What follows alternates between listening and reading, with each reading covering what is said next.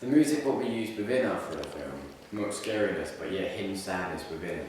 It creates empathy towards the detective and cuts out very promptly when the detective looks at the camera, just before he turns around to talk to criminal one. The music also gives hints to a possible death within a thriller film due to its increasingness as the detective enters the house, which gives hints to him dying. This sudden increase in pace could also promote emotions such as sadness or being scared and not knowing what's actually going to happen. The setting and mise-en-scène for a thriller film is an abandoned house near Bury, Essex, England, UK. This setting is similar to many thriller films of many different genres, including crime thrillers and various subgenres and a hybrid genre of mystery and action. Our setting could also be used as a shady place where, for example, drug dealers meet within a crime thriller to make a shady deal without police catching them, which is similar actually to our plot, which is why we used an abandoned house. This setting could also be used in other genres, such as a psychological thriller, a spy thriller, a horror, or a conspiracy fiction thriller.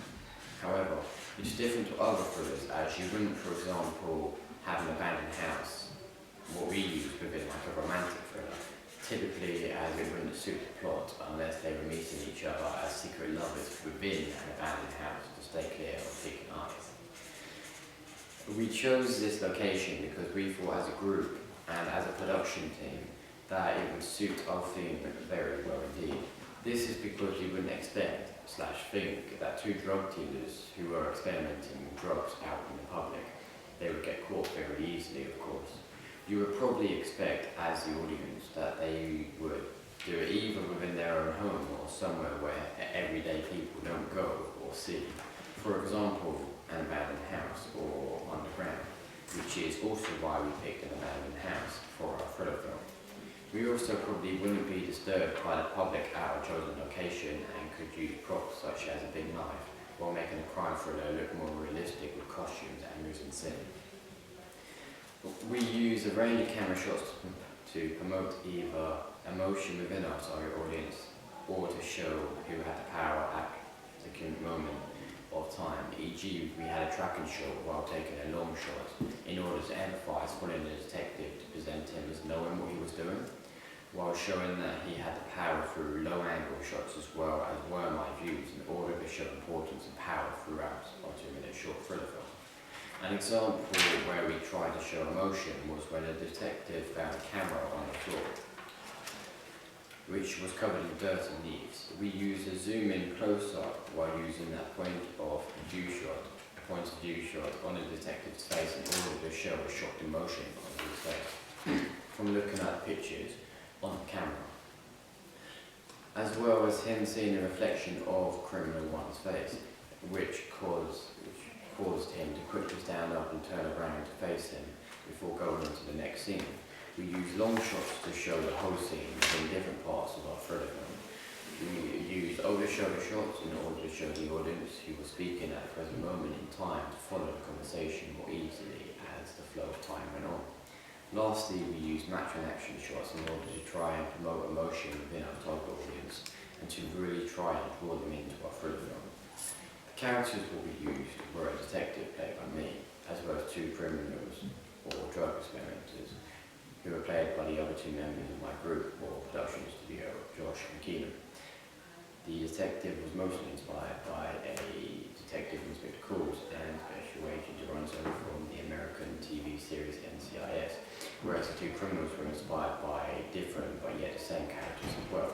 Criminal 1 who was played by Josh, was inspired by one of the main characters, Vito Colleen and Michael Colleen from within the classic mafia crime thriller Godfather, as well as all the thugs from within Purge. Our 2-minute thriller film represents a stereotypical police inspector or detective in a formal dress wear, and he is presented in power through the use of low-angle shots and worm's-eye view within certain scenes. He's also wearing a beige-coloured suit jacket in order to present him as neutral, as stereotypical police officers should be and remain neutral the whole time within a case. He also represented non-stereotypically due to him having a big knife instead of a typical 9mm pistol.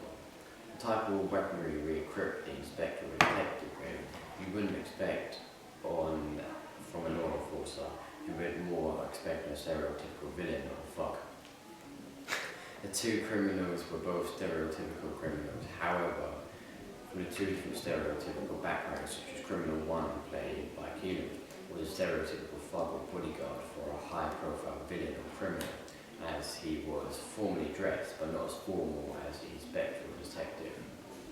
He also had a stereotypical 9mm pistol, which you would expect from a stereotypical low-ranking criminal or gang member in order to protect himself and others around him.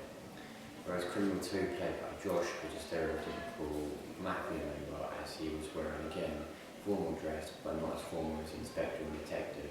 This was because mafia cartels are presented in the media as rich families who are above the average looking criminal. We could use E1 films, which are one of we could ask for E1 films, which are one, if not the biggest independent British film production company, which are well known for helping smaller independent films, for making money to help us distribute our media product. We could also ask the BBC and BBC Films if they are willing to help us and distribute our media product, possibly on BBC 1, 2 or 3. BBC Films are well known to help independent British films, as they are a British public service broadcaster headquartered in London, England, UK. They're run or funded by 15 different main ways, including the EU by 5%, which is 2.4 million. Donations include gifts in any kind, 9%, 4.2 million. Department for International Development, the DFID, global grants, which is 33%, 12.7 million, and the Foreign and Commonwealth Office, which is 9% and 4.1 million.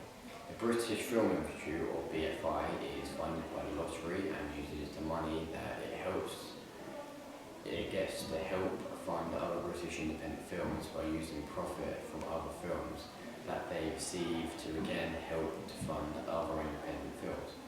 They would be more than happy to fund our film for distribution if they thought it could make some profit. We personally use social media platforms to distribute our final media products, such as YouTube and Blogger, which was cheaper for us than to pay for film reviews, which are very expensive in order to distribute our product to various different cinemas within the UK and possibly abroad. We could have also gone to different independent film producers for a certain percentage of funds, so that if our film wasn't successful, then we wouldn't go bust. For example, an example of this is 16 Films, which is a small production company. When they made I, Daniel Blake, they borrowed money from 14 different production companies, including the BFI and BBC Films. They had 16 different distribution companies and 7 other companies as well.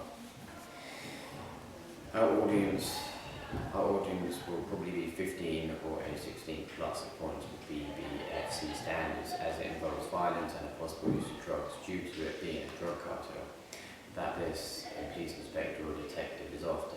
There is also violence within the film, as 2 criminals murder the police inspector or detective. By the end of the clip, you don't actually see the violence, though you do hear a gunshot, which could scare young children, especially without parental consent.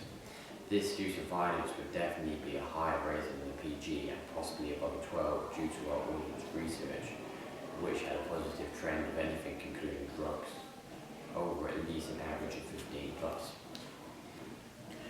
Our film makes our target audience want to watch out for the film due to having stereotypical aspects such as having stereotypical criminals and a presented neutral police inspector or detective, or having a non-stereotypical aspect such as a police inspector or detective having a big knife instead of a stereotypical government model of a 9mm pistol. It's also set somewhere where you don't see every day, for example, an abandoned house, which was our setting for our film, which might intrigue our target audience more than if you base it in a shopping street somewhere certain people see every day. And it might not interest our target audience as much as a place you don't see every day. Before I started the media course, I didn't know how to edit at all, or I didn't know anything about Premiere Pro, which was the editing software we actually used. Throughout my A-level media course, I've learned many things about the editing software, such as the BBC uses the same editing software, along with how to do many different things such as edit more effectively and make my videos more creative, such as either putting my face in one of the corners of the video or a picture which I'm talking about. I've also learned how to edit the light for the brightness of the video too much to make even colour of the light, for example, blue more vibrant than the red within certain scenes as a clip. I've also learned how to stabilise clips as we use in certain scenes for a fuller film or a police inspector/detective. Slow motion is another thing I learned as well, as how to increase the speed of clips. We use slow motion on the very first shot within our thriller film, which was a tracking shot of a police inspector or detective, but we also had to stabilise this clip as well more. Looking back to the preliminary task, I can see that all of our editing skills have gotten better from everything really within editing, from light correlation all the way to just ordering the clips and adding simple effects. We've also picked a good situation for our thriller film, as well as having a better plot, enriching the storyline and the interest of our target audience, and understanding of what makes a good thriller film. We have also improved in the use of camera shots and are more still with the camera, unlike some shots what we could have used in the preliminary task due to them being really unstable. We used most of the shots and had to do less retakes within our final thriller film than what we had to in the preliminary task as well. Our location fits in well with both the preliminary task and our thriller film. However, our thriller film location is somewhere we don't see every day and it's a lot more creative and it's more interesting and draws in our target audience than where we filmed our preliminary task. Our costumes were more suited for our costumes were more suited for our thriller film, and they also were in our preliminary task due to the characters looking more like their role. And That wasn't too bad.